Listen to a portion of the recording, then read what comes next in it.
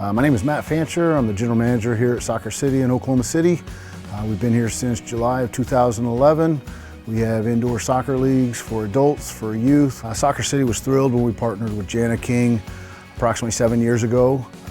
Jani-King comes in daily and they do everything from cleaning and disinfecting all of our areas to removing trash and wiping down all our tables and really just helping us keep the place looking, smelling fresh and clean. Since we closed in mid-March, we have continued to clean and disinfect all of the equipment, the building as much as we can. We have worked with Jani-King to make sure that our cleaning and disinfectant schedule and protocols and the products that we use are top of the line.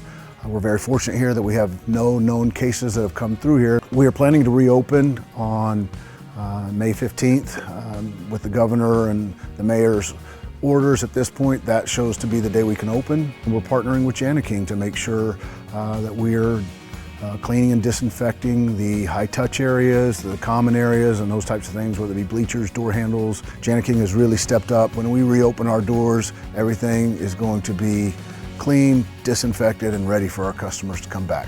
SoccerCity has been absolutely thrilled with our partnership with Jani-King.